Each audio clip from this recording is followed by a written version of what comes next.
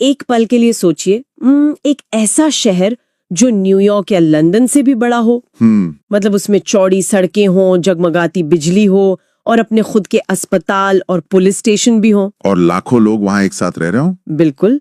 लेकिन सबसे हैरानी की बात यह है कि ये पूरा का पूरा शहर सिर्फ कुछ ही हफ्तों में एकदम खाली जमीन पर बसाया गया हो। खरुद से। हाँ, और कुछ ही हफ्तों बाद वो पूरी तरह से गायब भी हो जाए, बिना कोई ईंट या कंक्रीट का निशान छोड़े। ये किसी साइंस फिक्शन फिल्म का प्लॉट लग सकता है ना? हाँ, लेकिन ये असलियत है।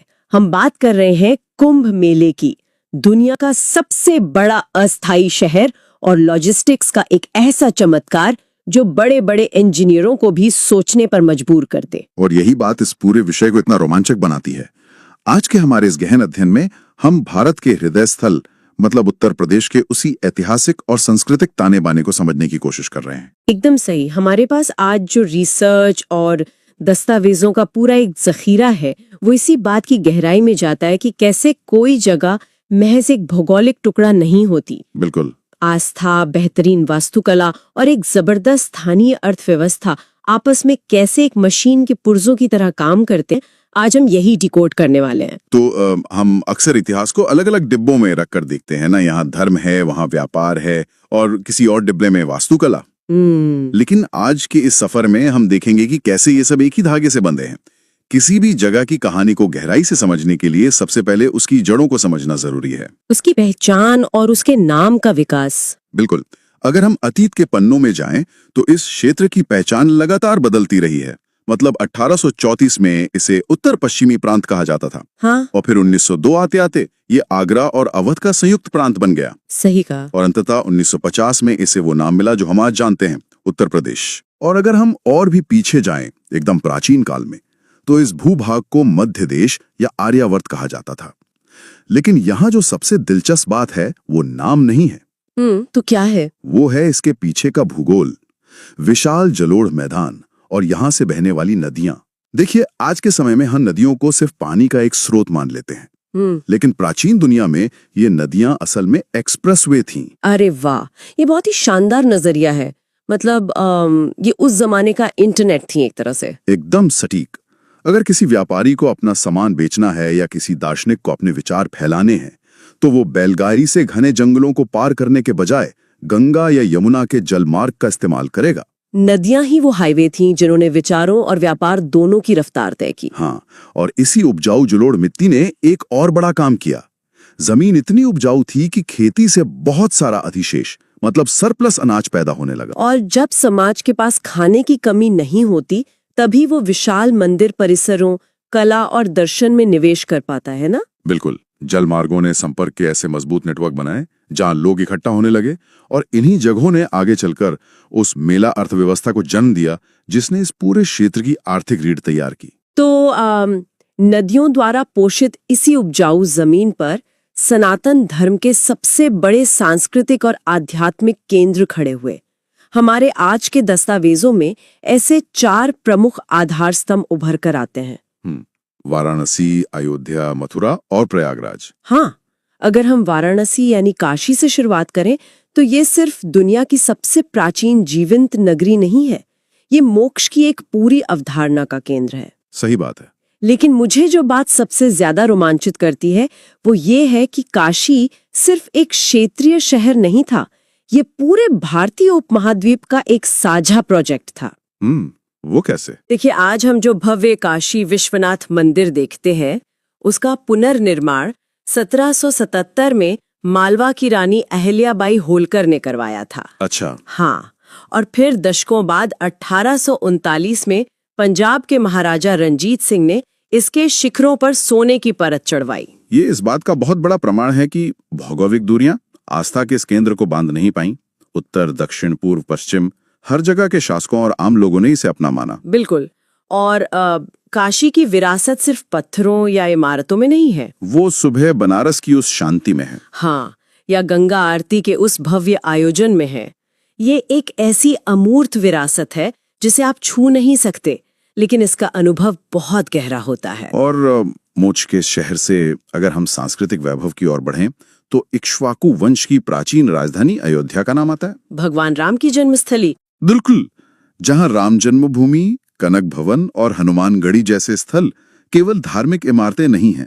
जब यहाँ परिक्रमा मेला या रामनवमी का आयोजन होता है तो करोड़ों श्रद्धालु एक साथ आते हैं। ये अपने आप में आस्था और एक विशाल अर्थव्यवस्था का बेहतरीन संयोजन है। और फिर जब हम मथुरा वृंदावन की तरफ बढ़ते हैं तो वास्तुकला हमें एक नई ही कहानी सुनाने लगती है। ब्रज संस्कृति और भगवान कृष्ण की लीला भूमि है ना? हाँ, वहाँ के मंदिरों का डिजाइन बहुत कुछ कहता है।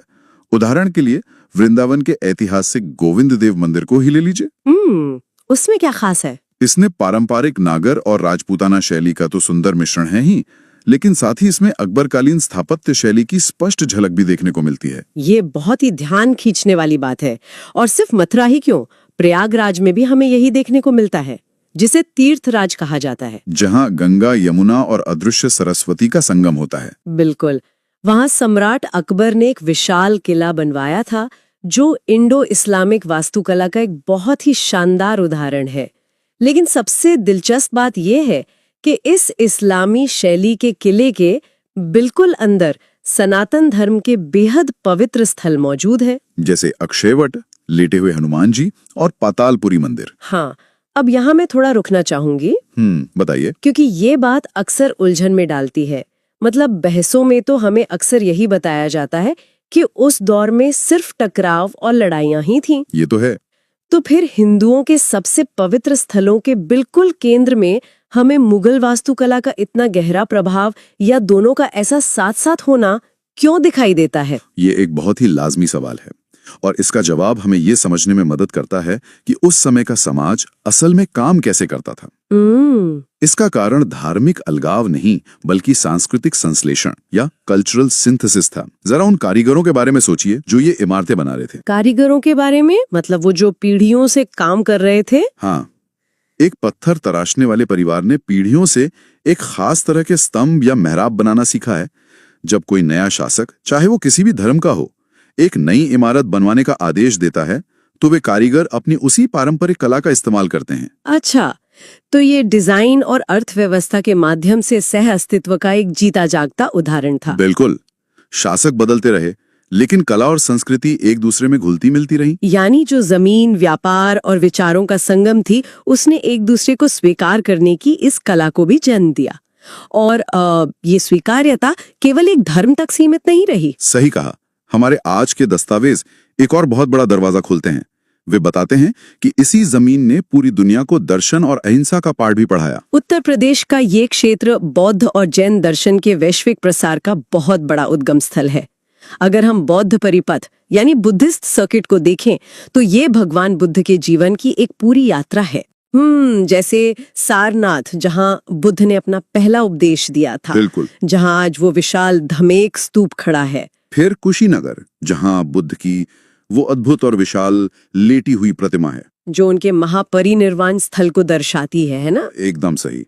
और संकिसा, जहाँ हाथी के शीर्ष वाला वो प्राचीन अशोक स्तंभ मौजूद है, जिसके बारे में ये मान्यता है कि बुद्ध यहीं स्वर्ग से धरती पर अवतरित हुए थे। सारनाथ का जिक्र आते ही एक बहुत बड़ी बात दिमाग में आती है।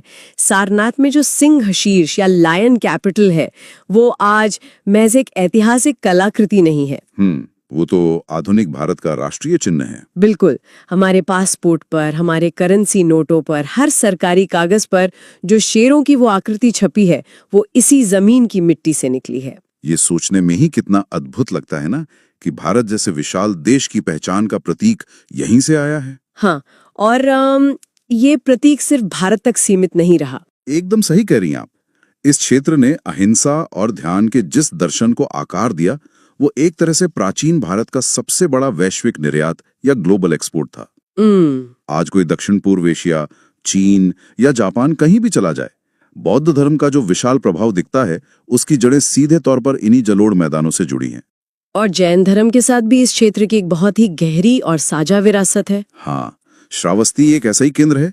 ये वो स्थान है जहाँ भगवान बुद्ध ने अपने जीवन के सबसे ज्यादा 24 वर्ष बिताए थे। बिल्कुल। लेकिन साथ ही ये जैन धर्म के तीसरे तीर्थंकर भगवान संभवनाथ की जन्मस्थली भी है। एक ही जमीन और दो महान दर्शन एक साथ परवान चढ़ रहे हैं। इसके अलावा कौशाम्बी है, जो प्राचीन वत्स साम्राज्य की राजधानी हुआ करती थी और जहाँ प्रसिद्ध घोषिताराम विहार स्थित है। और काम्पिल्ले भी है ना, जो 13वें जैन तीर्थंकर विमलनाथ की जन्मस्थली है।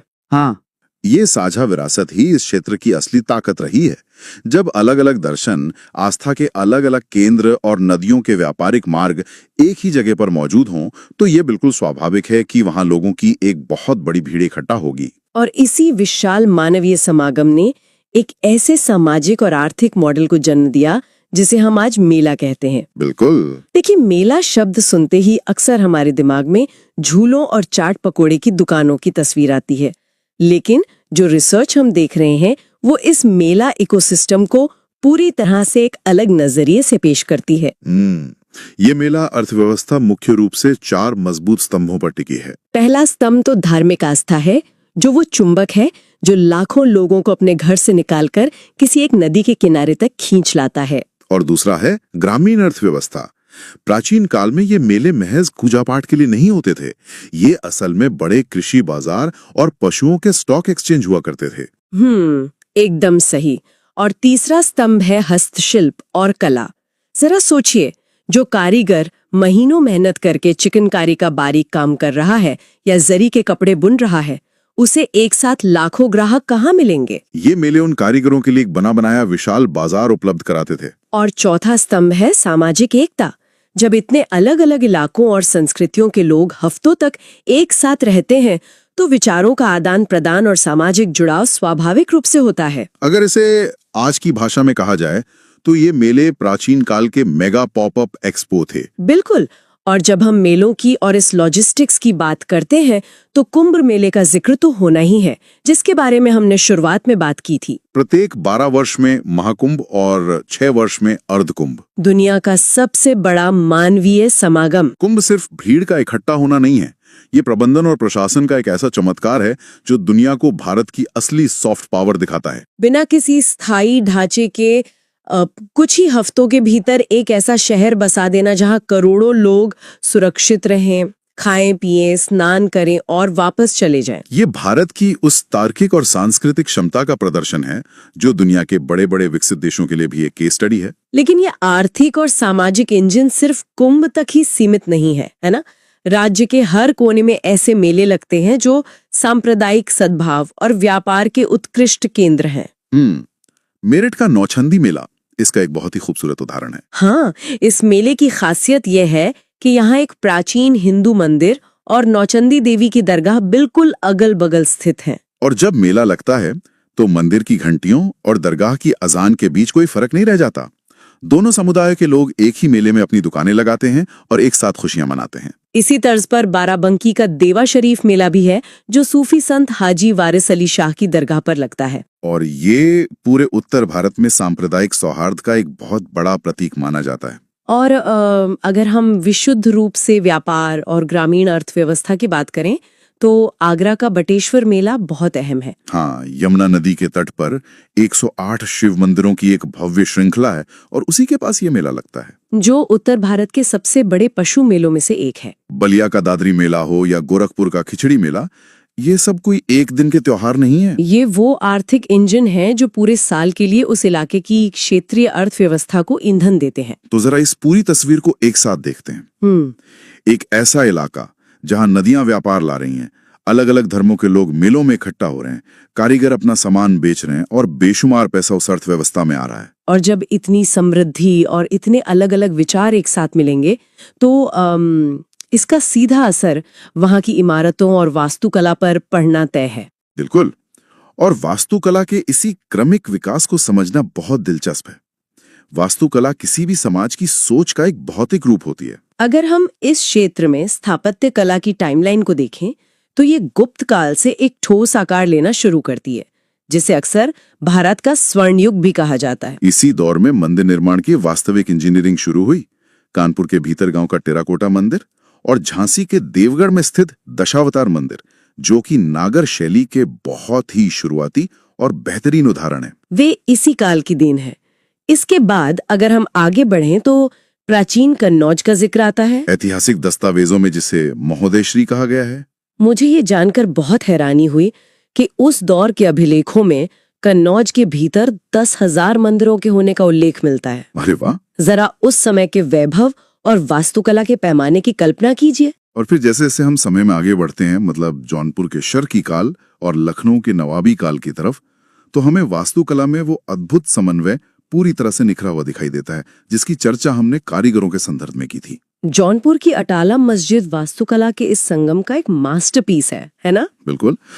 अटाला मस्जिद का डिजाइन अपने आप में एक पहेली भी है और एक जवाब भी। इसमें इंडो इस्लामिक शैली की विशाल और ढलानदार दीवारें तो मौजूद है, लेकिन पूरी मस्जिद में मीनारों का पूरी तरह से अभाव है। और सबसे चौंकाने वाली बात यह है कि इस इस्लामी इबादतगाह को बनाने के लिए जो खंबे या स्तंभ इस्तेमाल किए गए हैं, उनका डिजाइन पूरी तरह से पारंपरिक हिंदू वास्तुकला वाला है। ये डिजाइन के माध्यम से सहिष्णुता का सबसे पुख्ता प्रमाण है। एकदम सही। जब कोई एक नई इमारत बनाता है और पुरानी संस्कृति के डिजाइनों को खत्म करने के बजाय उन्हें शान से अपनी नई इमारत का हिस्सा बनाता है, तो वो समाज की परिपक्वता को दर्शाता है। और लखनऊ की नवाबी वास्तुकला को ही देख लीजिए, वहाँ की इंजीनियरिंग तो एकदम अलग स्तर पर थी। हाँ, उन्होंने विशाल कक्ष बनाए और उन्हें ढकने के लिए बड़े बड़े मेहराबों का निर्माण किया, वो भी बिना किसी बीम के सपोर्ट के। छत का सारा वजन उन मेहराबों की ज्यामिति पर टिका है, और उन्होंने अपने निर्माण में मछली के रूपांकन मतलब फिश मोटिव का भरपूर इस्तेमाल किया, जो नवाबी शान का प्रतीक था। और दिलचस्प बात यह है कि आज भी वो उत्तर प्रदेश सरकार के आधिकारिक चिन्ह का एक अहम हिस्सा है। वास्तुकला का ये विकास कोई ऐसी चीज नहीं है जो इतिहास की किताबों में बंद हो गई हो। वाराणसी के BHU परिसर में जो नवीन विश्वनाथ मंदिर है, वो इसी भव्य स्थापत्य परंपरा का एक आधुनिक रूप है। तो अब तक की हमारी इस चर्चा से एक बात तो साफ है कि इस क्षेत्र के पास आस्था, इतिहास और कला का एक बहुत ही विशाल और शक्तिशाली सॉफ्टवेयर है।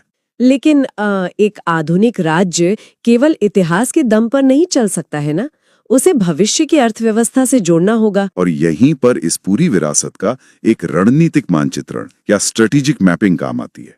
ये शायद आज की इस पूरी चर्चा का सबसे व्यवहारिक और आर्थिक पहलू है। इस अथाह सांस्कृतिक संपदा को आधुनिक पर्यटन अर्थव्यवस्था में बदलने के लिए राज्य को रणनीतिक रूप से 4 प्रमुख क्षेत्रों में बांटा जा रहा है। पहला है पश्चिमी क्षेत्र, जो आगरा और मथुरा के आसपास है।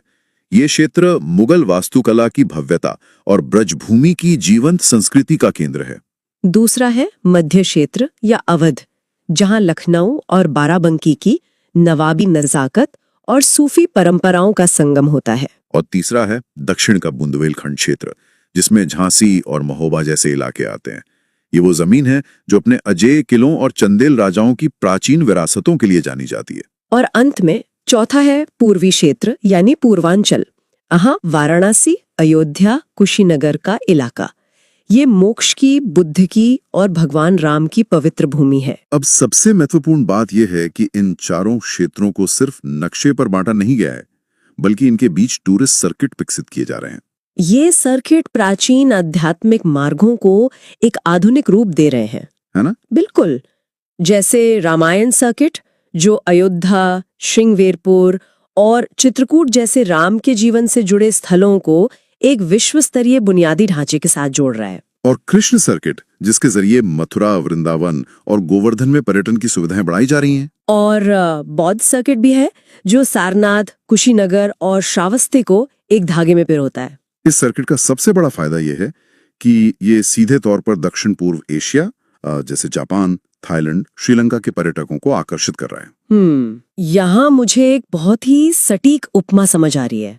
मतलब ये पूरा का पूरा दृष्टिकोण ऐसा है जैसे कि आप किसी बहुत ही पुराने लेकिन बेहद शक्तिशाली कंप्यूटर सॉफ्टवेयर को चलाने के लिए एकदम नया और अत्याधुनिक हार्डवेयर विकसित कर रहे हों। अरे वाह, क्या उपमा दी आपने। मतलब ये जो हजारों साल पुरानी आस्था और इतिहास है, वो सॉफ्टवेयर है, और नए एक्सप्रेसवे, चमचमाते एयरपोर्ट और वर्ल्ड क्लास टूरिस्ट सुविधाएं वो नया हार्डवेयर हैं जो इस पुराने सॉफ्टवेयर को क्रैश होने से बचाएंगे और इसे एक नई रफ्तार देंगे। क्या बेहतरीन तरीके से आपने इसे समझाया है।